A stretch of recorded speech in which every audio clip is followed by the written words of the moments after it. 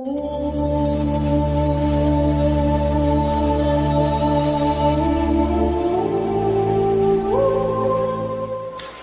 To our 12th class student. Last class में हम लोगों ने यूनिफॉर्म इलेक्ट्रिक फील्ड के लिए डायपोल स्टडी किया था और इलेक्ट्रिक फील्ड लाइन स्टडी किया था।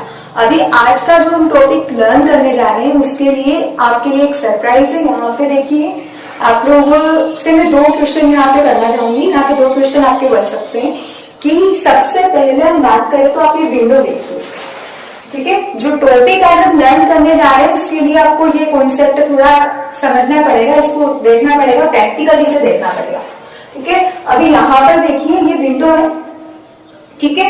अब मैं इस विंडो की अगर बात करूं तो यहाँ पर आप देखिए, अगर मैं आप लोगों से पूछती हूँ कि इस विंडो के अंदर कितनी एयर आ सकती है, अगर मैं आप लोगों से बोलूं कि ये विंडो जो है इसका एरिया अगर हम कम रखेंगे तो ऑब्वियसली बात है कि जो बाहर से एयर का अमाउंट है वो कम आएगा, ठीक है। उसके बाद अगर मैं बोलूं कि जो एयर आने वाली है वो एक और कौन सी क्वांटिटी पे डिपेंड कर रही है। अगर मैं यहाँ पे सपोज कीजिए कि यहाँ पे मैं टोटल एयर इकट्ठी कर रही हूँ, ठीक है। यहाँ पे मुझे टोटल एयर इकट्ठा करना है, तो यहाँ पर एयर जो इकट्ठा हो रही है वो 2 बातों पे डिपेंड कर सकती है। पहली चीज तो ये कि वो एरिया पे डिपेंड करेगी।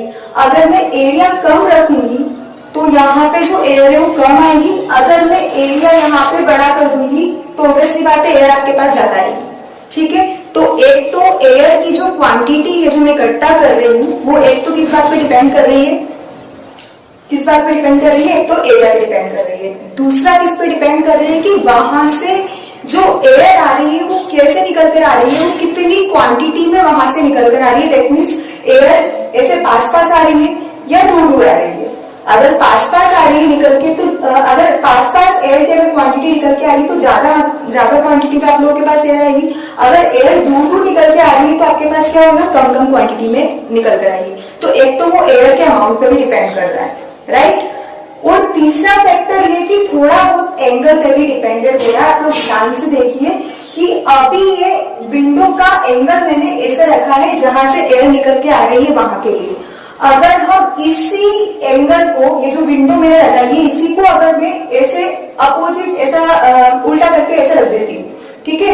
ये सर स्ट्रेट ही रखते हुए मैंने इसे ऐसे करके रख दिया, तो अगर इस विंडो का शेप अगर इस शेप में होता है, इसे हम उल्टा अगर ऐसे करके ऐसे रख देते तो जितनी एयर यहाँ से निकल, विंडो का साइज यही है लेकिन अगर इसको हमने ऐसे रख दिया और एयर ऊपर से भी आ रही है तो जो ऊपर वाली एयर है वो तो अंदर आ नहीं पाएगी। देखो तीसरा फैक्टर कौन सा हो गया, एंगल हो गया, ठीक है। तो यहाँ पे आप लोगों ने 3 बातें लर्न करी कि जो आपकी एयर आ रही है वो 3 फैक्टर्स पे डिपेंडेंट हो गई। एक तो आपका किस पे, एरिया पे डिपेंडेंट हो गई। दूसरी किस पे डिपेंडेंट हो गई, कितनी क्वांटिटी आ रही है एयर की, ठीक है। तीसरी क्या डिपेंडेंट हो गई, उसका एंगल की जो एयर निकल कर आ रही है उसने आपने विंडो कितने एंगल पर रखी है, ठीक है। तो अगला जो टॉपिक हम लर्न करने जा रहे हैं वो है इलेक्ट्रिक फ्लक्स। इलेक्ट्रिक फ्लक्स को आपको जस्ट एयर मानना है, ठीक है। अगर आपने इलेक्ट्रिक फ्लक्स को एयर अगर मान लिया तो एयर मानने के बाद आपको ये टॉपिक इजीली समझ में आ जाएगा, ठीक है। तो इसी के साथ हम स्टार्ट करते हैं हमारा next topic, that is electric flux.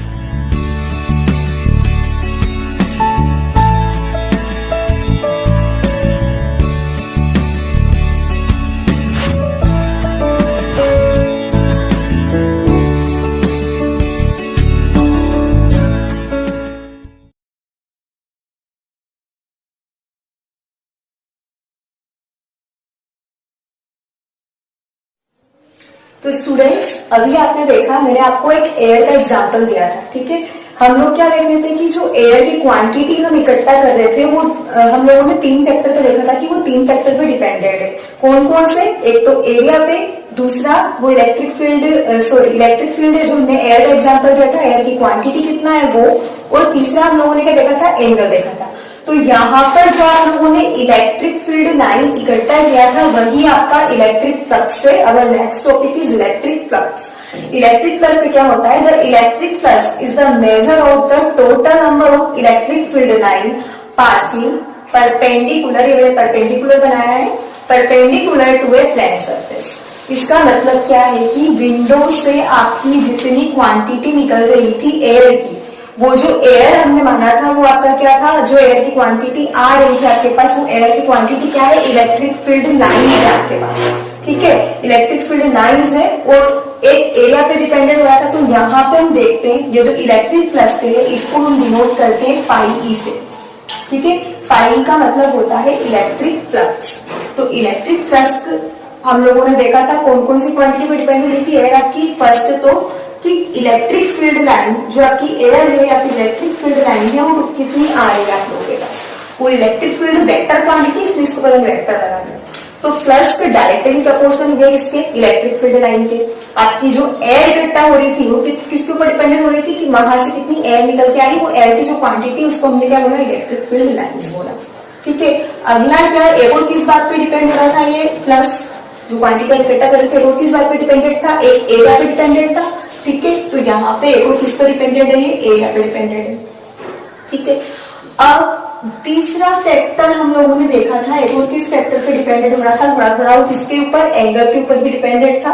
और यहाँ पे एंगल हम कोस थीटा लेते हैं, कोस थीटा इसलिए लेते हैं क्योंकि परपेंडिकुलर प्लेन ऑफ सरफेस की बात करते हैं तो वहां पे आपका कोस थीटा एंगल भी सुटेबल रहता है, ठीक है। तो ये 1 2 3 इक्वेशन को अगर हम कंबाइन कर देते हैं तो आपका फ्लक्स बनता है ई वेक्टर। और यहाँ पे हम एरिया जनरली स्केलर होता है लेकिन यहाँ पे हम एरिया को वेक्टर फॉर्म में लेते हैं, इसको मैं और आगे अभी एक्सप्लेन करूंगी। बट यहाँ पे एरिया आपको वेक्टर, किसी किसी स्पेशल केस में एरिया को हम एज ए वेक्टर फॉर्म में लेते हैं, ठीक है। तो यहाँ पे ई वेक्टर, ए वेक्टर, कोस थीटा तीनों को मिला लेंगे, तीनों इक्वेशन को। यहाँ पे चाहो तो इक्वेशन फर्स्ट, ये सेकेंड और ये थर्ड आप लोग नाम दे सकते हो। ये आपका हो जाएगा ई vector dot A vector dot cos theta, ठीक है। ये मल्टीप्लाई है इसलिए हमने इसे सेट किया। और हमें पता है, अभी मैंने लास्ट लेक्चर में भी आपको बताया था कि ए बी कोस थीटा किसके इक्वल होता है, ए वेक्टर डॉट बी वेक्टर के। तो यहाँ पे ई ए कोस थीटा किसके इक्वल हो जाएगा, ई डॉट ए के। तो फाई इक्वल टू क्या आएगा आपके पास, E vector dot A vector. ये आपका आ गया इलेक्ट्रिक फ्लक्स का फॉर्मूला, ठीक है। क्या है इलेक्ट्रिक फ्लक्स का formula, E vector dot A vector, ठीक है। अब हम इसकी एसआई यूनिट बना लेते हैं। तो इसकी एसआई यूनिट क्या बन जाएगी, यहाँ से इस इलेक्ट्रिक फ्लक्स की एसआई यूनिट क्या हो जाएगी, इलेक्ट्रिक फील्ड का जो एसआई यूनिट होता है वो क्या होता है आपका न्यूटन पर कूलम और एरिया होता है आपका मीटर स्क्वायर। तो इसकी जो एसआई यूनिट है वो क्या बन जाएगी आपकी न्यूटन मीटर स्क्वायर पर कूलम, ठीक है। हम दोनों क्वांटिटी को मिला के ऐसे यूनिट निकालना हमें आता है तो हमने डायरेक्ट इसे लिख दिया, ठीक है। आया समझ में क्या होता है, इलेक्ट्रिक फ्लक्स वही है जो आप लोगों ने एयर का एग्जांपल मैंने दिया था, वही आपका इलेक्ट्रिक फ्लक्स के दो बातों पर डिपेंडेंट हो गया। एक तो एरिया पर डिपेंडेंट हो गया, एक कितनी क्वांटिटी में आ रही है वो जो इलेक्ट्रिक फील्ड लाइन है, बाहर से जो एयर निकल के आ रही है विंडो में वो कितनी क्वांटिटी में निकल के आ रही है वो इलेक्ट्रिक फील्ड लाइन पर डिपेंडेंट हो गया। तीसरा इसके एंगल पर भी डिपेंडेंट होगा क्योंकि अगर आप ऐसे विंडो रखते हो तो अलग बात है, अगर ऐसे विंडो रखते हो तो अलग बात है, ठीक है। तो ये टोटल यहाँ पे आपका इलेक्ट्रिक फ्लक्स का फॉर्मूला आ गया ई डॉट ए, ठीक है। लेकिन यही बात हम इलेक्ट्रिक फ्लक्स अगर सपोज यहाँ पे तो अगर यूनिफॉर्म इलेक्ट्रिक फील्ड है तो ठीक है हम लोगों ने ऐसे इसे मेजर करके देख लिया। लेकिन सपोज करो कि अगर यहाँ पे छोटे छोटे स्मॉल एरिया वेक्टर हो तो इसका एक फॉर्मूला होता है, छोटे छोटे स्मॉल एरिया वेक्टर्स के लिए हम फाई को ऐसे भी निकालते हैं, integration of E vector dot D A vector, ठीक है। इसका एक फॉर्मूला ये भी होता है, आप ये भी नोट डाउन कर लें। जहां पे छोटे छोटे पार्टीशंस में हम बात करते हैं, छोटे छोटे उसके हम पार्टीशंस करते हैं एरिया वेक्टर के, तो वहां पे हम ये फॉर्मूला भी जनरली यूज करते हैं, ठीक है। तो ये नोट डाउन कर लें आप लोग, चाहे तो इसका स्क्रीनशॉट ले लें, ठीक है, इजी है। तो the electric flux is the measure of the total number of electric field line, कि जितना आप लोगों का यहाँ पे एरिया है, जितनी आपकी ये विंडो है, जितना एरिया है, यहाँ से परपेंडिकुलर इलेक्ट्रिक फील्ड लाइन कितनी पास आउट होती है उस पर वो डिपेंडेंट होता है। वह बता देते आपको कि एयर अगर पास पास होगी, पास पास का मतलब है कि अगर इलेक्ट्रिक फील्ड लाइन से पास पास है तो ज्यादा क्वांटिटी में आएगी, अगर यही इलेक्ट्रिक फील्ड लाइन आपकी दूर दूर अगर रहती है तो कम अमाउंट में आएगी। एरिया पे डिपेंडेंट है, अगर शेप छोटा है तो कम एयर जाएगी, अगर इसी का शेप अगर मैं बड़ा कर दूंगी तो इसके ऊपर भी डिपेंडेंट रहेगी, ठीक है। एंगल तो मैंने आपको बता ही दिया था कैसे डिपेंडेंट हो गई। तो यहाँ पर अगर देखा जाए तो ये सभी सारे फैक्टर्स पे यहाँ पर डिपेंडेंट होती है। अब दूसरी बात क्या आती है, हमारे लिए क्वेश्चन आता है कि यहाँ पे एरिया तो स्केलर होता है, फिर एरिया को यहाँ पे हम लोगों ने वेक्टर फॉर्म में क्यों लिया है। ठीक है, इसका रीजन है स्पेशल केसेस में हम कभी कभी एरिया को वेक्टर फॉर्म में यूज करते हैं। एरिया को वेक्टर फॉर्म में लेते हैं तब हमें दो बातों का यहाँ पे ध्यान रखना है न्यूमेरिकल क्वेश्चंस करते टाइम पे। एक होता है हमारा ओपन एरिया और एक होता है हमारा क्लोज एरिया। जब भी एरिया वेक्टर्स की बात करेंगे तो वहां पे डायरेक्शंस की बात होगी। ठीक है, तो डायरेक्शंस की अगर बात करेंगे हम लोग तो यहाँ पे दो तरीके के एरिया आपको पढ़ना है, ओपन एरिया और close area. Open area use करेंगे हम 2D शेप में। ठीक है, 2D सरफेस 2D शेप जो रहेंगे उसके लिए आप लोग ओपन एरिया यूज करोगे। क्लोज एरिया यूज करेंगे हम 3D शेप या 3D सरफेस के लिए। ठीक है, तो 2D के लिए आपकी दोनों डायरेक्शन कंसीडर रहेगी, नेगेटिव भी कंसीडर रहेगी, पॉजिटिव भी कंसीडर रहेगी। इसका मतलब है दोनों डायरेक्शन हम लोग देख सकते हैं। एक 2D सरफेस एरिया अगर मैं यहाँ पे लेती हूँ, सपोज कि मैंने यहाँ पे मैंने एक स्क्वायर लिया। ठीक है, इस स्क्वायर का मैंने वेक्टर निकाला, तो यहाँ पे देखो कि इसकी ये मान लो एक्स डायरेक्शन में ये वाई और यहाँ पे आपकी जेड है। ठीक है, अब इसका एक्स डायरेक्शन में आई कैप है, वाई डायरेक्शन में जे कैप है। ठीक है, अब इसका अगर मुझे एरिया वेक्टर निकालना है तो इसका एरिया वेक्टर जेड डायरेक्शन में आएगा, ऑब्वियसली बात है, हमेशा डिफरेंट में आएगा। अगर वाई जे में है तो किस में आएगा, जेड में आएगा। तो अब ये जेड का पॉजिटिव भी आ सकता है और जेड का नेगेटिव भी आ सकता है, दोनों डायरेक्शन में आ सकता है। तो यहाँ पे एरिया वेक्टर आपका क्या हो सकता है, पॉजिटिव भी हो सकता है, नेगेटिव भी हो सकता है। ठीक है, तो यहाँ पे दोनों डायरेक्शन में आ जाएगा। अगर हम क्लोज एरिया की बात करें, 3D शेप की बात करें, अगर यहाँ पे आपका कोई 3D शेप होता है इस तरीके से, या अगर कोई 3D शेप होता तो इस 3D शेप के लिए जो एरिया वेक्टर रहता है, एरिया वेक्टर कौन सा माने हम लोग, तो एरिया वेक्टर इसके लिए हमेशा आउटवर्ड होता है। कैसा रहता है, हमेशा आउटवर्ड। अगर आपको यहाँ पे देखना है तो इसके लिए आउटवर्ड, यहाँ पे देखना है तो इसके लिए आउटवर्ड। ठीक है, और इसमें दोनों डायरेक्शन कंसीडर, अगर आप आंसर पॉजिटिव लिखते हो तो भी राइट है, नेगेटिव लिखते हो तो भी राइट है। और इसमें आपको हमेशा बाहर वाला डायरेक्शन ही कंसीडर करना है, आउटवर्ड डायरेक्शन ही लेना है। इसमें दोनों डायरेक्शन कंसीडर रहती है 2D शेप में, क्योंकि जब आप इलेक्ट्रिक फ्लक्स को निकालोगे ना तो आपको यहाँ पे क्या एरिया की डायरेक्शन देखनी पड़ेगी। इलेक्ट्रिक फील्ड की डायरेक्शन आपको क्वेश्चंस में गिवन रहेगी, लेकिन कभी भी एरिया की डायरेक्शन वो आपको गिवन नहीं करेगा। तो एरिया की डायरेक्शन देखने के लिए आपको चेक करना है कि 2D शेप है या 3D शेप है। अगर 2D शेप रहता है तो आप ऊपर आगे पीछे डाउनवर्ड लेफ्ट राइट कोई सा भी डायरेक्शन आप ले सकते हो, दोनों कंसीडर रहेगा। लेकिन अगर 3D शेप रहता है तो सिर्फ और सिर्फ आपको कहीं पे भी अगर देखना हो इलेक्ट्रिक फ्लक्स पे, जैसे यहाँ पे देखना है आपको एरिया वेक्टर, ठीक है, यहाँ पे मान लो आपको एरिया वेक्टर निकालो तो यहाँ पे आपको ऐसे हमेशा आउटवर्ड डायरेक्शन ही लेना होगा। अगर यहाँ पे हम ऐसे देखते हैं 3D शेप में अगर ऐसे रखा है तो यहाँ अगर आप देख रहे हो कि इसका आगे वाले पोर्शन में अगर आप देख रहे हो तो इसका आउटवर्ड ही ऐसे बाहर जाएगा। ठीक है, तो हमेशा आपको ये न्यूमेरिकल क्वेश्चन करते टाइम पे दो बात आपको एरिया वेक्टर्स के बारे में याद रखनी है। ठीक है, तो ये आपका इलेक्ट्रिक फ्लक्स का अगर देखा जाए तो कैसी क्वांटिटी रहेगी, इलेक्ट्रिक फ्लक्स जो है आपका स्केलर क्वांटिटी रहेगा, क्योंकि आप लोग देख रहे हो यहाँ पे दो एरिया वेक्टर का प्रोडक्ट हो रहा है और जहाँ पे दो वेक्टर्स का अगर प्रोडक्ट होता है तो वेक्टर का जो प्रोडक्ट है वो आपका स्केलर होता है। So electric flux is a scalar quantity. ठीक है, तो ये इलेक्ट्रिक फ्लक्स के बाद में पूरा डिस्कशन हो गया। इसके बाद हम नेक्स्ट टॉपिक स्टार्ट करते हैं। ठीक है, तो ये नोट डाउन आप लोग कर ले, उसके बाद मैं रफ कर देती हूँ, फिर नेक्स्ट टॉपिक हम स्टार्ट करते हैं। चाहे तो स्क्रीनशॉट लें। ठीक है,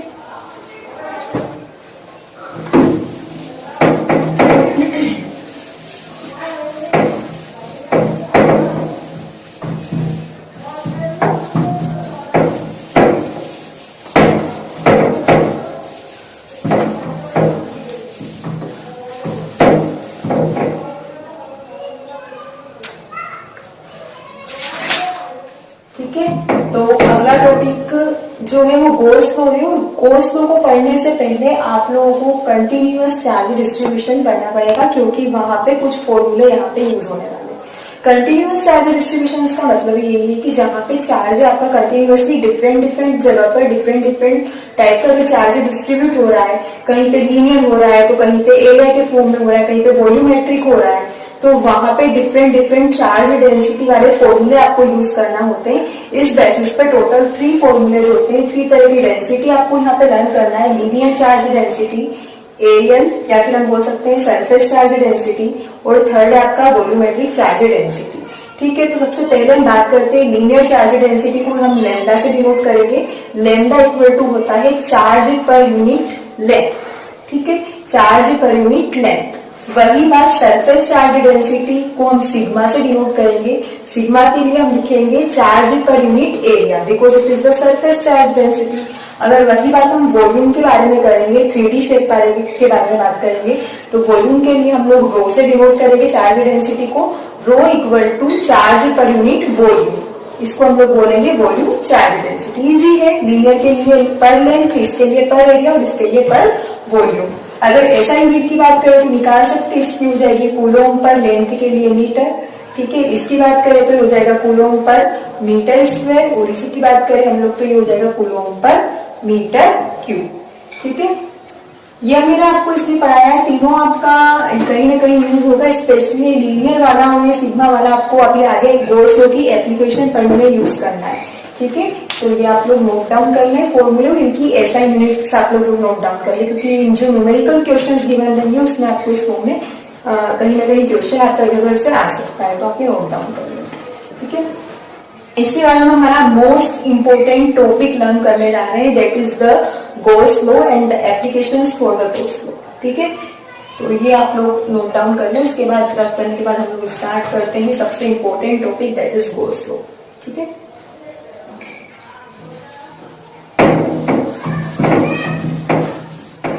अब देखो हम लोगों ने इलेक्ट्रिक फ्लक्स को स्टडी कर लिया है।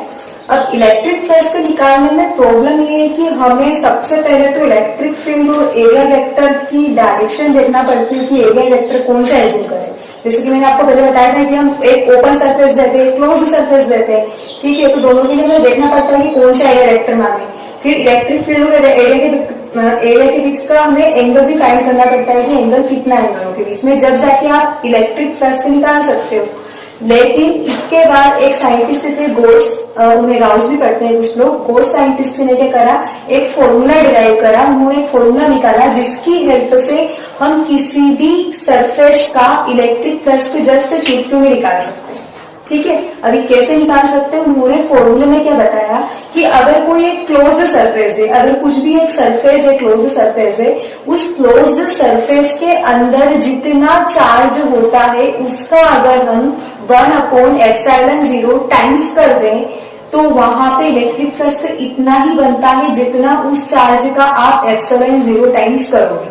दैट मीन्स उन्होंने क्या बोला कि अगर कोई भी क्लोज्ड सरफेस है तो उसका अगर इलेक्ट्रिक फ्लक्स अगर मुझे निकालना हो तो उसका इलेक्ट्रिक फ्लक्स कितना होगा, उसका इलेक्ट्रिक फ्लक्स कितना होगा जो कि उसके अंदर जितना चार्ज इंक्लोज्ड है उसका मैं अगर 1/ε0 टाइम्स कर दूं। तो उन्होंने ये डेरिवेशन प्रूफ किया। उनका जो लॉ था वो था according to Gauss law that total flux through a closed surface, यहाँ पे आपकी सरफेस क्लोज्ड सरफेस होना चाहिए, यानी कि 3D शेप में आपकी सरफेस होना चाहिए। Closed surface is 1/ε0 times the net charge enclosed by the closed surface, है ना। कितने टाइम्स होना चाहिए, 1/ε0 टाइम्स होना चाहिए किसके, the net charge enclosed by the closed surface, जितना नेट चार्ज उस क्लोज्ड सरफेस में इनक्लोज है। सपोज मैं आपको ड्रॉ करके बताती हूँ, मार्कर कहाँ गया, मार्कर, मैं आपको ड्रॉ करके बताती हूँ कि किस तरीके से आपकी ये क्लोज सरफेस इनक्लोज होगी। सपोज कि यहाँ पे आपका ये कोई सरफेस है, क्लोज सरफेस है, इसके अंदर मान लो कि यहाँ पे 2q चार्ज इनक्लोज हो रहा है। तो अगर इसका मुझे इलेक्ट्रिक फ्लक्स निकालना है तो मुझे कुछ भी डायरेक्शन वगैरह लेने की जरूरत नहीं है। डायरेक्ट में क्या लिखूंगी यहाँ पे 2q, और इसका क्या कर दूंगी 1/ε0 टाइम्स कर दूंगी, मतलब 1/ε0, और 1/ε0 की वैल्यू आपको पता है, इसी 8.84 × 10⁻⁻12 यहाँ पे पुट करके डिवाइड कर देना। ठीक है, तो यहाँ पर अगर देखा जाए तो जो भी चार्ज रहेगा उसका आपको कितना करना है, 1/ε0 टाइम्स करना है। यही गॉस ने लो दिया कि आपको जरूरत नहीं कि इलेक्ट्रिक फ्लक्स को इलेक्ट्रिक फील्ड और एरिया के रिस्पेक्ट में निकालने की, आपको जरूरत नहीं है फॉर्मूला लगाने की। आप डायरेक्ट उसके अंदर का चार्ज लीजिए और उसको डिवाइडेड कर दीजिए ε0 से। ठीक है, अब ये लो तो उन्होंने दे दिया, ये लो हर जगह अप्लाई कर सकते हैं, इसे जरूरी नहीं कि पर्टिकुलर कहीं पे अप्लाई करें, हर जगह अप्लाई तो कर सकते हैं, 2D में भी अप्लाई तो कर सकते हैं, लेकिन अपने काम में नहीं आएगा 2D में, ठीक है। हर जगह पे यूज तो अप्लाई तो कर सकते हैं, लेकिन उसे यूज हम लोग नहीं कर सकते। अप्लाई हर जगह हो सकता है, लेकिन यूज का किसी किसी जगह पे पॉसिबल नहीं। तो यूजफुल किस कंडीशंस में होता है, वो कंडीशन मैंने यहाँ पे राइट डाउन कर दी है। सबसे पहली condition, the Gaussian surface should be symmetric about the charge. Gaussian surface का मतलब है जो भी सरफेस आपने ली है, जो भी चार्ज जिस भी सरफेस से इंक्लोज है, जो भी स्फेरिकल है या फिर क्यूब शेप में है, जो भी स्फेरिकल सरफेस जो आपने इंक्लोज सरफेस ली है, वो हमेशा उसको आप लोग गॉसियन सरफेस बोलेंगे। जो 3D सरफेस ले रहे हो आप, वो गॉसियन सरफेस है। तो Gaussian surface should be symmetric about the charge. Charge की रिस्पेक्ट में वो सिमेट्रिक मतलब एक जैसी आपकी होना चाहिए, ठीक है। दूसरी बात, जैसे कि यहाँ पे स्फेरिकल है तो यहाँ पे अगर चार्ज है तो यहाँ से इक्वल डिस्टेंस पर है, तो सिमेट्रिक होना चाहिए, यहाँ पे ये यूजफुल है, ठीक है। The electric field must be equal, ठीक है। Electric field must be equal to all the point. Electric field का जो वैल्यू है वो हर एक जगह पे इक्वल होना चाहिए। ऐसा नहीं कि कहाँ पे कम हो, कहीं पे ज्यादा हो, यूनिफॉर्म नहीं हो इलेक्ट्रिक फील्ड, तो वहां पे भी हम इसे अप्लाई नहीं कर पाएंगे। आपका अगर ये अप्लाई करना है तो इलेक्ट्रिक फील्ड आपका क्या होना चाहिए, इक्वल होना चाहिए। तीसरा, the angle between electric field and area must be same at all the point. अगर हम इलेक्ट्रिक फील्ड और एरिया वेक्टर की बात करें तो इन दोनों के बीच का एंगल हर एक पॉइंट पर आपका सेम होना चाहिए, कांस्टेंट होना चाहिए, तभी आप ये अप्लाई कर सकते हो। फोर्थ आता है, Gaussian surface must not pass through any point charge. जो आपकी गॉसियन सरफेस है वहां से यहां से कोई पॉइंट चार्ज होके नहीं निकलना चाहिए, किसी भी पॉइंट चार्ज को क्रॉस करके नहीं जाना चाहिए। अगर जाता है तो फिर वहां पे आप इसे यूज नहीं कर सकते, अप्लाई तो कर सकते हो लेकिन यूज नहीं कर सकते हो। This law is always applicable but not always useful, ठीक है। फिफ्थ आता है आपका, it does not depend on the shape size पे डिपेंडेंट नहीं है। भले से आपका गॉसियन सरफेस ऐसा भी हो, हमें मतलब नहीं है, लेकिन कंडीशन ये चारों फॉलो होना चाहिए तो हम इसे अप्लाई कर सकते हैं। शेप साइज पे डिपेंडेंट नहीं है लोग। सिक्स्थ पॉइंट आता है, चार्ज मस्ट बी इंक्लोज। आपका चार्ज जो लिया जा रहा है सरफेस के लिए वो उसके अंदर होना चाहिए, उसके अंदर इंक्लोज होना चाहिए, ठीक है। चार्ज इंक्लोज होता है तभी हम ये लो अप्लाई कर सकते हैं। तो ये सारी कंडीशंस है, आप इसका स्क्रीनशॉट ले लें या फिर इसे नोट डाउन कर लें गोस फ्लो की, ठीक है। इसके बाद हम इसका ये जो फॉर्मूला आया है Q/ε0, ये फॉर्मूला आया कहाँ से, डिराइव कहाँ से हुआ, इसका डेरिवेशन हम लोग इस अगले इसमें करते हैं, ठीक है। नोट डाउन कर लें आप लोग, मेरा आप करते हैं।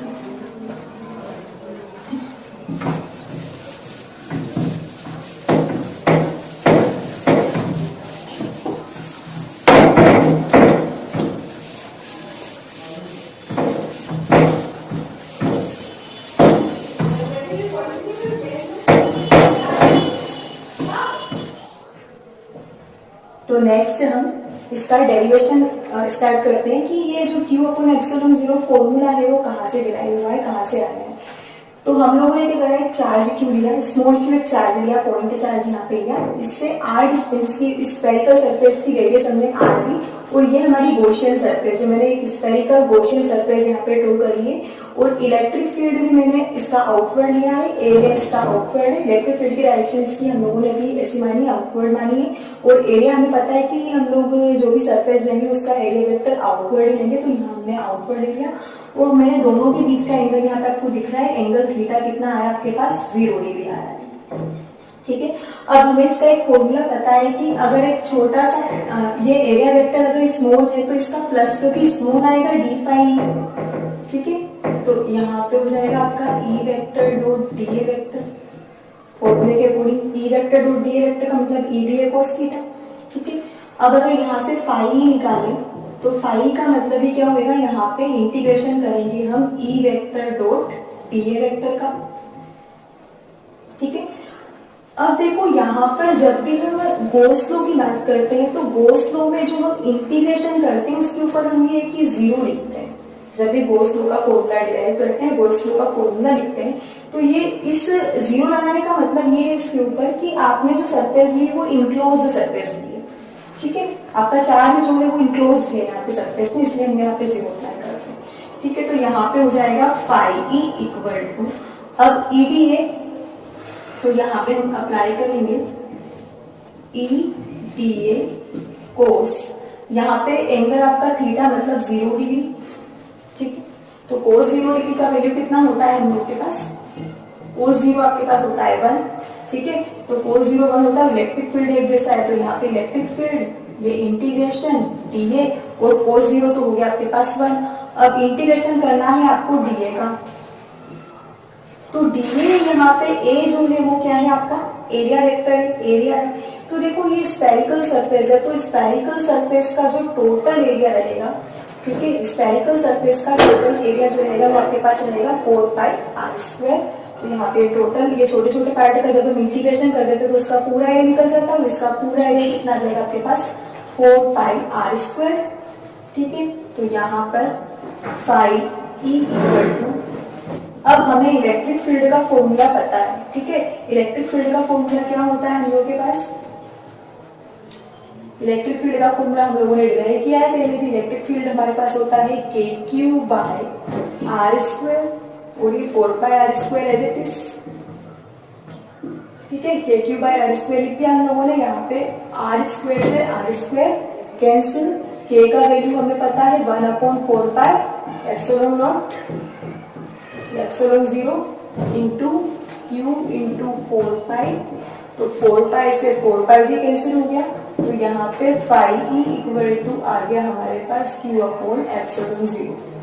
ठीक है, या फिर हम इस फॉर्मूले को पूरा लिखे तो phi E equal to enclose दो E vector dot D A vector equal to Q upon epsilon naught. It is the proof of Gauss law. इसे आप अगर एग्जाम में प्रूफ नाम से आता है कि write down the proof of Gauss law, तो भी आप अप्लाई कर सकते हो। डेरिवेशन आता है गॉस लॉ का, तो भी आप अप्लाई कर सकते हो। इजी था, हम लोगों ने एक इंक्लोज्ड सरफेस ली, एरिया इसका इलेक्ट्रिक फील्ड और एरिया वेक्टर एक ही डायरेक्शन में लिया, थीटा हम लोगों ने 0 डिग्री पुट किया, फिर उसके बाद फाई का फॉर्मूला हम लोगों ने अप्लाई कर दिया, जो मैंने बताया कि फाई के डायरेक्ट फॉर्मूले अप्लाई आप यहाँ भी कर सकते हो। दोनों के बीच का एंगल 0 डिग्री लिख दिया। ठीक है, कोस 0 आपके पास कितना होता है 1 होता है, यहाँ पे चाहो तो 1 लिख दो, 1 का मल्टीप्लाई किसी भी करोगे वही आएगा। तो यहाँ पे डीए वेक्टर, डीए मतलब इसका पूरा एरिया कितना है, एरिया यहाँ पे 4 पाई आर स्क्वायर हो गया, जो कैंसिल होना था हो गया, और फाइनली आपका फाई इक्वल टू आ गया Q upon epsilon not, and it is the derivation of Gauss law, या फिर हम बोल सकते हैं प्रूफ ऑफ गॉस लॉ। अब अगली हम इसकी एप्लीकेशन स्टडी करेंगे। इस गॉस लॉ की टोटल आपके पास 3 एप्लीकेशन होती है, तीनों एप्लीकेशन मन स्टडी करेंगे। ठीक है, आप ये नोट डाउन कर ले, स्क्रीनशॉट ले ले, मैं इसे रफ कर रही हूँ, आप इसका स्क्रीनशॉट ले ले। ठीक है,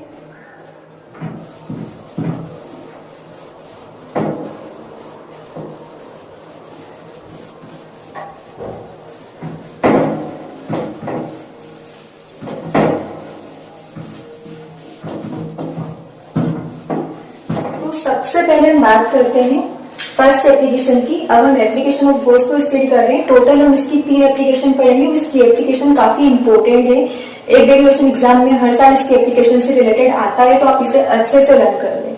ठीक है, सबसे पहला जो हमारा एप्लीकेशन है वो है आपका electric field due to a infinite long straight wire. मतलब यहाँ पे आपको इसकी एप्लीकेशन वहां पे यूज करनी है जहां पे आपके पास एक इनफाइनाइट लॉन्ग स्ट्रेट वायर है, मतलब वायर की साइज फिक्स नहीं है, दैट इज इनफाइनाइट। हमें पता नहीं है कि वायर कहाँ तक आगे जाएगा। ठीक है, तो देखो यहाँ पे ये हमने एक लीनियर शेप में एक वायर लिया है, ये मैंने एक वायर लिया है, इनफाइनाइट वायर लिया। हम इनफाइनाइट तो यहाँ पे बना नहीं सकते, इसलिए हम लोगों ने वायर ले लिया। अब इस वायर के आसपास हम कैसी गॉसियन सरफेस ड्रॉ करें, गॉसियन सरफेस हमें ड्रॉ करना पड़ती है। अब इसके लिए सबसे सुटेबल गॉसियन सरफेस क्या हो सकती है, स्फीयर तो हम ले नहीं सकते क्योंकि ये वायर इनफाइनाइट है, तो इसके लिए हम क्या करते हैं, एक सिलेंड्रिकल सरफेस कंसीडर कर लेते हैं कि इसके लिए सबसे बेस्ट गॉसियन सरफेस हम एक सिलेंड्रिकल मान लेते हैं। ठीक है, जब भी आपका कोई लीनियर शेप अगर गिवन रहे तो हमेशा याद रखें वहां पे सबसे बेस्ट आपका होता है सिलेंड्रिकल शेप। ठीक है, जब आप आगे ऑप्टिक्स पढ़ोगे तो वहां पे भी ऐसे लॉज वगैरह आएंगे जहां पे आपको लीनियर के बारे में बात होगी, तो लीनियर के लिए हमेशा हम लोग गॉसियन सरफेस सिलेंड्रिकल ड्रॉ करते हैं। ठीक है, तो देखो यहाँ पर हम देखते हैं इलेक्ट्रिक फील्ड मान लो आपका इस डायरेक्शन में आपकी यूनिफॉर्म इलेक्ट्रिक फील्ड जा रही है, मान लो ये आपकी इलेक्ट्रिक फील्ड की डायरेक्शन है। ठीक है। अगर एरिया वेक्टर की बात करें तो एरिया वेक्टर मैंने बताया था कि जब भी हम अगर हम 3 डायमेंशन में ट्रापेज़ियन सरफेस के बारे में बात करते हैं तो वहां पे आपको जो एरिया वेक्टर है हमेशा आउटवर्ड लेना है। देखो ये एरिया वेक्टर ऐसा सिलेंड्रिकल शेप ऊपर से, तो इसका आउटवर्ड एरिया वेक्टर यहाँ आएगा, ठीक है। इसका एरिया वेक्टर सेम डायरेक्शन में आएगा और इसका एरिया वेक्टर यहाँ पे आउटवर्ड आएगा, ठीक है। इन दोनों के बीच में एंगल कितना बन रहा है 90 डिग्री, यहाँ पे 0 डिग्री और यहाँ पे भी फिर से 90 डिग्री, ठीक है। इसको हम नाम देते हैं A1, इसको नाम दे दो आप A2 और इसको नाम दे दो आप A3, ठीक है। तीनों सिलेंड्रिकल, तीनों इलेक्ट्रिक फील्ड यूनिफॉर्म है, तो यूनिफॉर्म इलेक्ट्रिक फील्ड के लिए हमें E1, E2, E3 नाम देने की जरूरत नहीं है। अब देखो यहाँ पे मैं अगर नेट फ्लक्स का निकालूं तो जो नेट फ्लक्स का आएगा वो किसके इक्वल आएगा, ∅1 प्लस ∅2 प्लस ∅3 के, ठीक है। अब गॉस लॉ से क्या होता है कि जो नेट फ्लक्स रहता है किसी भी इंक्लोज्ड सरफेस का, वो किसके इक्वल होता है, उसकी चार्ज के डिवाइड बाय एप्सिलॉन 0 टाइम्स होता है। तो यहाँ पे Q अपॉन एप्सिलॉन 0 टाइम्स कर दिया। उसके बाद यहाँ पे फ्लक्स का ∅1 देखो, तो ∅1 हम इसको मान लेते हैं एरिया A1 के लिए ∅1 ही हो गया, तो इसका ∅1 हम कैसे लिखेंगे, enclosed surface E vector dot DA1 vector, ठीक है। और इन दोनों के बीच का एंगल कितना है कोस, यहाँ पे एंगल कितना है 90 डिग्री, प्लस ∅2 में देखिए आप लोग, ∅2 के लिए कैसे लिखेंगे हम, E vector dot DA2 vector cos, second वाले में आपका एंगल कितना है 0 डिग्री। देखो इलेक्ट्रिक फील्ड और एरिया के बीच में एंगल कितना है आपका 0 डिग्री, तो यहाँ पे क्या हो गया 0 डिग्री, प्लस थर्ड में आपका क्या है E vector dot DA3 vector cos, third में वापिस से एंगल कितना हो गया आपके पास 90 डिग्री। अब यहाँ पे Q upon epsilon 0 as it is equal to, अब देखो यहाँ पे cos 90 का वैल्यू 0 होता है, इधर cos 90 का वैल्यू 0 होता है, तो ये दोनों तो आपका कैंसिल आउट हो गया, ठीक है। यहाँ पे आप मत लगाइए क्रॉस, ये वाला और ये वाला तो आपका 0 हो गया। फिर से cos 90 और cos 90 तो 0 होता है, तो ये भी पूरा इरेज हो गया, ये भी पूरा इरेज हो गया। अब हमें हमारे पास बचा क्या, ये वाला, तो cos 0 आपके पास क्या होता है 1 होता है, तो cos 0 1 होता है, तो यहाँ पे हम पुट कर देते हैं E vector dot DA2 vector, ठीक है। बाकी तो हमारे पास पूरा रफ हो गया, बाकी तो हमारे पास पूरा का पूरा इरेज हो गया, क्योंकि cos 90 आपके पास कितना होता है 0 होता है। अब देखो इसके बाद आगे हम क्या करते हैं, आप ये इतना नोट डाउन कर लो, इसके बाद हम आगे लिखते हैं, ठीक है। इतना आप लोग नोट डाउन कर लें।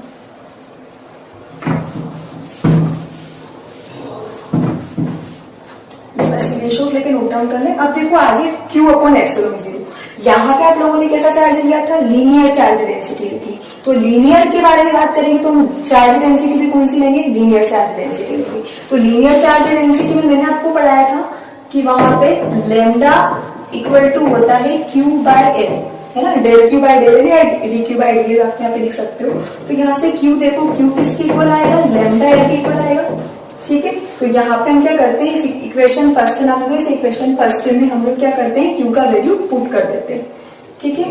या आप चाहो तो कहीं ब्रैकेट में लिख दो, Q का वैल्यू कितना पुट करेंगे इक्वेशन फर्स्ट में हम लोग लैम्डा L, ये इक्वेशन फर्स्ट होगी, Q का वैल्यू यहाँ पे पुट करेंगे हम लैम्डा L, ये रब कर देते हैं थोड़ा सा। तो Q कितना पुट करेंगे यहाँ पे lambda L divide by epsilon not equal to, यहाँ पे देखो E वेक्टर इलेक्ट्रिक फील्ड तो यूनिफॉर्म है, इसको बाहर कर देते हैं, यहाँ पे आपके पास आ गया DA2 वेक्टर, ठीक है। इक्वेशन फर्स्ट से अब देखो lambda L upon epsilon naught, तो as it is electric field का वैल्यू होता है 1 upon 4 pi epsilon naught into KQ K का वैल्यू भी रख दिया मैंने, ठीक है, KQ बाय R², ठीक है। अब देखो ये जो आपको दे रखा है DA वेक्टर, वैसे इसका वैल्यू डायरेक्ट इलेक्ट्रिक फील्ड के रिस्पेक्ट में लेके आ जाओ, बाद में इलेक्ट्रिक फील्ड का वैल्यू रख देना आपको, ताकि बढ़ना ही रहे, ऐसा भी कर सकते हो, ठीक है। बाद में रख देना इलेक्ट्रिक फील्ड का वैल्यू, क्योंकि आपको पता है इलेक्ट्रिक फील्ड का वैल्यू KQ बाय R² होता है, चाहो तो पहले लिख दो, अदरवाइज बाद में लिख दो, कोई दिक्कत नहीं है। अब देखो यहाँ पे इसका इंटीग्रेशन करना है, तो ये जो आपका एरिया है वो कैसे शेप में, सिलेंड्रिकल शेप में, तो सिलेंड्रिकल शेप का जो एरिया यहाँ पे आपको निकालना है, तो उसका जो एरिया आपके पास रहेगा 2 पाई R है, ठीक है, क्योंकि यहाँ पे आपको सिर्फ कर्व सरफेस इतने वाले का आपको निकालना है, टोटल सरफेस नहीं निकालना है। Total surface 2 pi r plus l होता है, वो नहीं निकालना है, सिर्फ कर्व सरफेस, क्योंकि हम बात कर रहे हैं सिर्फ D2 की। हमें A1 A2 से A3 से मतलब नहीं, सिर्फ A2 की बात कर रहे हैं, इसलिए हम लोग यहाँ पे इसका कर्व सरफेस एरिया लिखेंगे 2 पाई आर एल। ठीक है, सिलेंड्रिकल शेप का। तो यहाँ पे इस फॉर्मूले से अगर हम इलेक्ट्रिक फील्ड निकालना चाहिए तो देखो यहाँ पर आपका एक L से आपका एक L कैंसिल हो जाएगा। यहाँ से इलेक्ट्रिक फील्ड का वैल्यू हम निकाल सकते हैं लेमडा अपॉन, अब ये 2 पाई आर इधर मल्टीप्लाई में इधर जाएगा तो क्या हो जाएगा, डिवाइड में हो जाएगा 2 पाई आर एप्सिलॉन नॉट।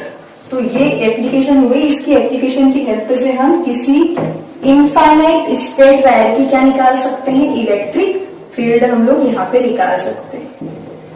ठीक है, तो यहाँ से इलेक्ट्रिक फील्ड का एक फॉर्मूला आ गया आपके पास, lambda upon 2 pi R epsilon naught. तो किसी भी चीज की इलेक्ट्रिक फील्ड यहाँ से हम लोग निकाल सकते हैं। तो ये नोट डाउन कर लें आप लोग। इसके बाद हम इसकी सेकेंड एप्लीकेशन स्टडी करते हैं, फिर लास्ट थर्ड। ठीक है, स्क्रीनशॉट ले लें, रब करते हैं, फिर इसकी सेकेंड एप्लीकेशन स्टडी करते हैं। ये फर्स्ट होगी जो कि इनफाइनाइट लॉन्ग स्ट्रेट वायर के लिए एप्लीकेशन है। ठीक है, नेक्स्ट एप्लीकेशन हम रन करते हैं।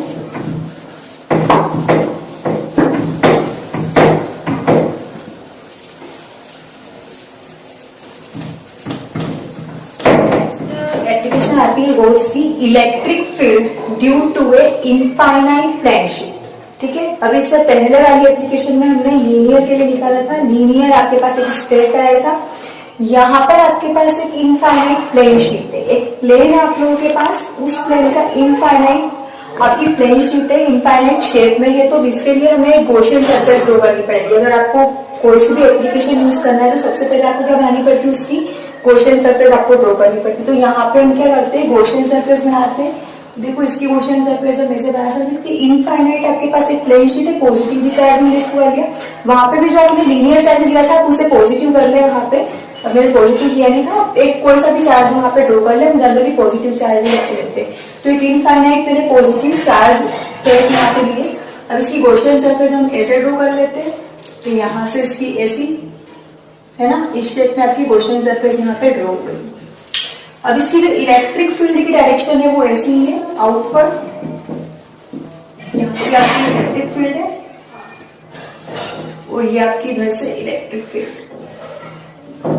ठीक है, अब देखिए यहाँ पर जो एरिया वेक्टर है वो हम लोग कैसे यूज करें। तो एरिया वेक्टर लेने के लिए यहाँ पे आउटवर्ड हम जब भी ऐसे 3D शेप में बात करते हैं तो आउटवर्ड एरिया लेते हैं। तो यहाँ पे इसका एरिया ये आउटवर्ड ऐसे आ जाएगा। ठीक है, यहाँ पे बात करें तो इस प्लेन शीट का जो हम एरिया निकालेंगे तो इसका एरिया आउटवर्ड ये यहाँ पे ऐसे ये आ जाएगा आउटवर्ड एरिया, और इसका जो एरिया वेक्टर है वो यहाँ पे ये ऐसे एरिया वेक्टर इसका आउटवर्ड आएगा।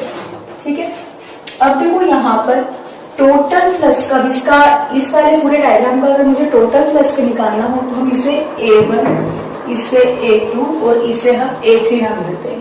ठीक है, तो ये एक सरफेस है, यहाँ पे हम एक प्लेन सरफेस के बारे में बात करें, प्लेन शीट के बारे में बात कर रहे हैं। तो मैंने आपको सेकेंड वाली डेंसिटी बताई थी, प्लेन डेंसिटी के बारे में बताया था मैंने आपको। सबसे पहले लीनियर चार्ज डेंसिटी, फिर सरफेस चार्ज डेंसिटी। तो यहाँ पे आपको सरफेस चार्ज डेंसिटी की रिस्पेक्ट में आंसर लेके आना है इलेक्ट्रिक फील्ड का। पहले वाले का हम लीनियर चार्ज के बारे में लेके आए थे, अब यहाँ पे सरफेस के बारे में लेके आएंगे। ठीक है, तो वही हम गॉस लॉ अप्लाई करते हैं। यहाँ पे फाइनाइट टोटल फ्लक्स का आपका हो जाएगा, यहाँ पे भी 5(1 + 5(2 + 5(3). ठीक है, तो फाइनाइट का वैल्यू यहाँ पे वापिस से Q/ε0 गॉस को अप्लाई कर दिया। फर्स्ट वाले के लिए वही ED/A1 cos, फर्स्ट वाले में एंगल कितना है 0 डिग्री। फिर इसी तरीके से सेकेंड वाले में एंगल 90 डिग्री। थर्ड वाले में आपका एंगल है कितना है, थर्ड वाले में 0 डिग्री, कोस 0 डिग्री। ठीक है, तो यहाँ पे Q। अब सरफेस चार्ज डेंसिटी के बारे में बात हो रही है, तो सरफेस चार्ज डेंसिटी के लिए फॉर्मूला क्या अप्लाई किया था हम लोगों ने, sigma = charge per unit area. ठीक है, कंटिन्यूअस चार्ज डिस्ट्रीब्यूशन में जो सेकंड हम लोगों ने surface charge density sigma study किया था, सिग्मा इक्वल टू क्या था आपके पास, क्यू अपॉन एरिया। तो यहाँ से क्यू निकालेंगे तो क्यू इक्वल टू क्या हो जाएगा, सिग्मा ए। ठीक है, तो यहाँ पे हम क्यू बी प्लस पे क्या पुट करेंगे, sigma A divide by epsilon not equal to, अब देखो ये कोस जीरो का वैल्यू कितना होता है, 1 होता है। तो यहाँ पर ये हो जाएगा आपके पास ई डी ए प्लस ये 0 हो गया, यहाँ पे ई डी ए टू, क्योंकि यहाँ पे भी कोस 0 कितना हो गया, 1 हो गया, और ये बीच वाला तो पूरा आपके पास 0 हो गया, क्योंकि कोस 90 कितना होता है, 0 डिग्री होता है, तो ये वाला तो पूरा 0 हो गया।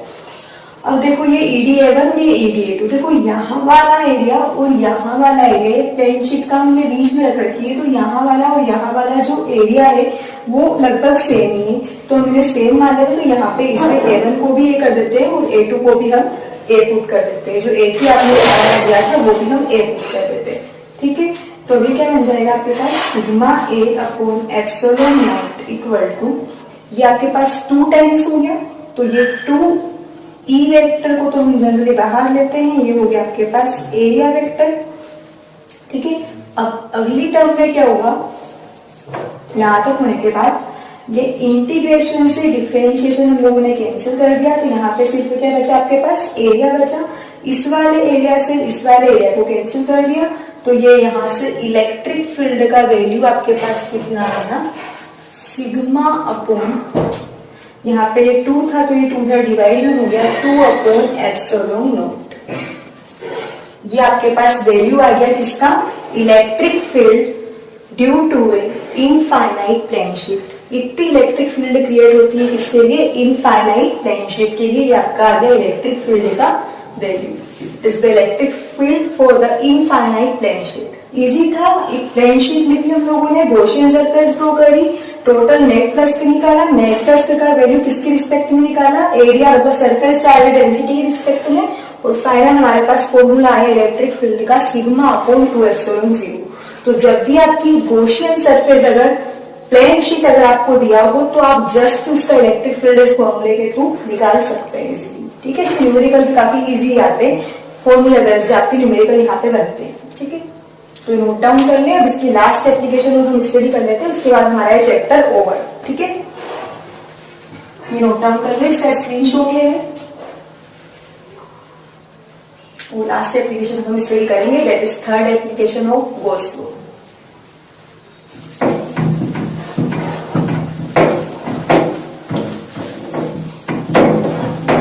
लास्ट एप्लीकेशन हम लोग थर्ड वाली एप्लीकेशन स्टडी कर रहे हैं, तो गॉस लॉ की थर्ड एप्लीकेशन है electric field due to a uniformly charged thin sphere.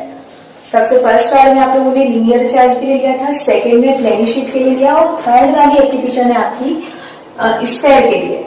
तो जब हम स्फीयर के बारे में बात करते हैं, तो हालांकि एनसीईआरटी में डायरेक्ट दे रखा है, लेकिन इसका बेसिक समझना बहुत जरूरी है। इसका बेसिक से मैं आपको समझाती हूँ।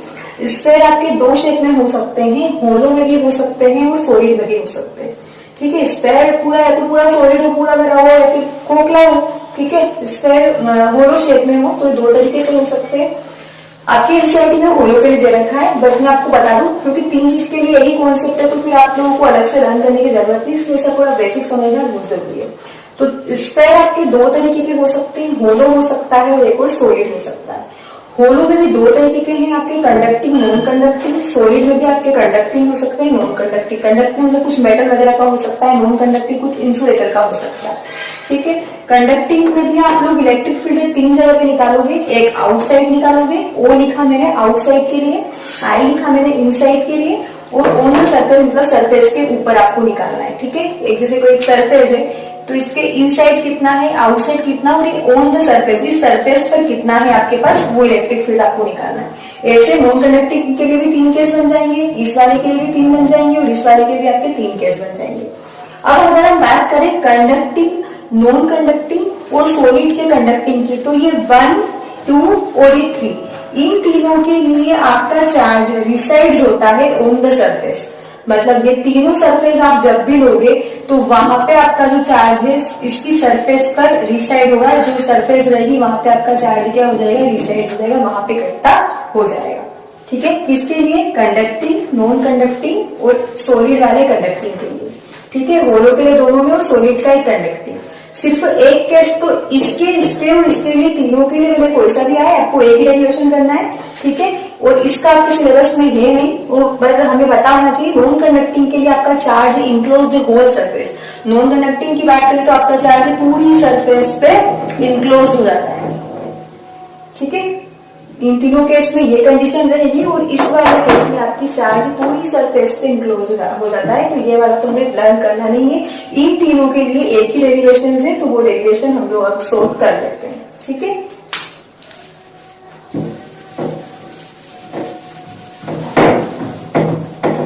तो अभी हमने जो भी स्क्वायर पढ़े हैं, 4 तरह के मैंने आपको पढ़ा है, एक होलो और एक सॉलिड के लिए। होलो के लिए 2 हम लोगों ने पढ़े, कंडक्टिंग, नॉन कंडक्टिंग, और सॉलिड के लिए भी 2 पढ़े आपने, कंडक्टिंग और नॉन कंडक्टिंग। तो वो जो 3 केस स्टार्टिंग वाले, कंडक्टिंग, नॉन कंडक्टिंग और फिर सॉलिड के लिए जो कंडक्टिंग वाला केस है, उन तीनों के लिए हमें ये वाले डेरिवेशन स्कोर करने। तो इसके लिए हमने क्या करा, एज्यूम करा कि यहाँ पे एक चार्ज रखा हुआ है। ठीक है, इस चार्ज को हमने क्या करा कि इससे r डिस्टेंस पर हम लोगों ने एक स्क्वायर शेप लिया है, एक स्फेरिकल यहाँ पे सरफेस है। ठीक है, इस एक स्फेरिकल बॉडी है यहाँ पर, तो जिसकी रिसाइड यहाँ पे चार्ज है, अगर यहाँ पे रखा हुआ है तो पूरा यहाँ पे इसकी सरफेस पर डिस्ट्रीब्यूट हो जाएगा। ठीक है, अब सरफेस पे चार्ज आपका डिस्ट्रीब्यूट हो गया, इसके आसपास हमें गॉसियन सरफेस ड्रॉ करनी है। मैंने बताया सबसे पहले क्या करना पड़ता है, गॉसियन सरफेस लेना पड़ती है। तो हमने क्या करा, इसके लिए सबसे सुटेबल गॉसियन सरफेस आप सोचिए कौन सी हो सकती है। स्क्वायर के आसपास अगर आपको कोई गॉसियन सरफेस बनाना है तो उसके लिए सबसे बेस्ट गॉसियन सरफेस कौन सी रहेगी, एक स्फेरिकल सरफेस सबसे बेस्ट गॉसियन रहेगी। तो हम लोगों ने क्या करा, एक स्फेरिकल सरफेस ली। इस स्फेरिकल सरफेस की रेडियस हमने स्मॉल आर रखी है। पहले वाले की आपकी आर थी और इस वाले की हम लोगों ने क्या रखी, स्मॉल आर रखी, और यहाँ पे पॉइंट हमने पी ले लिया। कोई भी पॉइंट आप एज्यूम कर सकते हो। अब इलेक्ट्रिक फील्ड इसका यूनिफॉर्मली हमारा इस डायरेक्शन में इलेक्ट्रिक फील्ड है, इसका एरिया वेक्टर भी क्या रहेगा, आउटवर्ड रहेगा। दोनों के बीच में एंगल आपके पास कितना रहेगा, 0 डिग्री रहेगा। ठीक है, ये वाली सरफेस हमने गॉसियन सरफेस ली है। अब हमें 3 तरीके के डेरिवेशन निकालने हैं, इनसाइड निकालना है, आउटसाइड निकालना है, और एक और हमें लेना है ऑन द सरफेस लेना है। तो सबसे पहले हम बात करते हैं आउटसाइड कि इसके आउटसाइड कितना है। आउटसाइड का मतलब जहां पे small r is greater than r. ठीक है, इस केस को हम ये भी बोल सकते हैं, small r is greater than, outside निकाल रहे हैं, ये आपका ग्रेटर देन है कब, इस आर से। इस केस में क्या होगा कि हम सिग्मा अगर निकाले तो हमें पता है सिग्मा सरफेस चार्ज डेंसिटी के बारे में बात करें तो होता है सिग्मा बाय ए। तो यहाँ पे सिग्मा बाय एरिया के लिए 4 पाई आर स्क्वायर इसका फॉर्मूला लग जाएगा। तो यहाँ से क्यू का वैल्यू कितना जाएगा आपके पास, ये 4 पाई आर स्क्वायर मल्टीप्लाई में चला जाएगा, तो 4 pi are square into sigma आ गया। अब गॉस लॉ से क्या होता है, phi equal to Q upon epsilon 0। ठीक है, तो यहाँ पे फाई का वैल्यू वही ईडी है कोस थीटा, तो कोस थीटा यहाँ पे कितना है, 0 डिग्री है, ये 0 डिग्री पुट करा तो ये आ गया आपके पास क्यू अपॉन एप्सिलॉन 0। कोस 0 का वैल्यू कितना होता है, 1 होता है, तो ये ईडी है equal to Q upon epsilon 0। और ये स्फेरिकल एरिया है तो spherical area 4 pi are square रख दिया मैंने। यहाँ से इलेक्ट्रिक फील्ड की वैल्यू कितनी आ गई, 1 upon 4 pi epsilon 0 into q upon r square. वही सेकेंड के बारे में बात करें, ये फर्स्ट केस हो गया आपका। ठीक है, अब सेकंड केस है ऑन द सरफेस, मतलब इसी सरफेस पे आपका कितना रहेगा, सरफेस के ऊपर कितना है। तो सरफेस के लिए क्या मतलब आर इक्वल टू आर, दोनों की रेडियस आपके पास इक्वल होगी जब आप सरफेस के लिए निकालोगे। यहाँ पे ग्रेटर देन थी, अब ये इसी सरफेस के लिए निकालना है तो दोनों को क्या करना पड़ेगा, आपको इक्वल करना पड़ेगा। तो वही करेंगे हम लोग। यहाँ पे क्या करें, इलेक्ट्रिक फील्ड का जो वैल्यू होता है वो आपके पास, जब आप आर इक्वल टू आर लोगे तो जहां फॉर्मूले में आपके पास स्मॉल आर था उसी फॉर्मूले में आप स्मॉल आर की जगह पे क्या पुट कर दोगे, कैपिटल आर पुट कर दोगे। तो यहाँ पे स्मॉल आर की जगह पे क्या आ जाएगा, कैपिटल आर आ जाएगा। ठीक है, अब ये एज इट इज, अब इस क्यू का वैल्यू हम निकाल चुके हैं, ये आपके पास, इस क्यू का वैल्यू यहाँ पे पुट कर देंगे। ये सब कैंसिल हो जाएंगे, 4 पाई से 4 पाई, आर से आर कैंसिल हो जाएगा, यहाँ पे क्या बचेगा सिग्मा अपॉन एप्सिलॉन 0। तो ये आपके पास इलेक्ट्रिक फील्ड किसके लिए हो गई, ऑन द सरफेस के लिए। अगला आता है इनसाइड। इनसाइड मतलब जब आपका आर इज लेस देन, ये जो ये बड़े वाली जो सरफेस है वो आपकी लेस देन है, इस वाले से लेस देन के लिए क्या हुआ कि जो चार्ज है उसका वैल्यू क्या हो जाएगा, 0। 0 कैसे होगा, आप चार्ज का वैल्यू यहाँ पे, जैसे ही आप इस सरफेस को यहाँ पे लेके आओगे, ये वाली सरफेस इसके छोटे में हो जाएगी।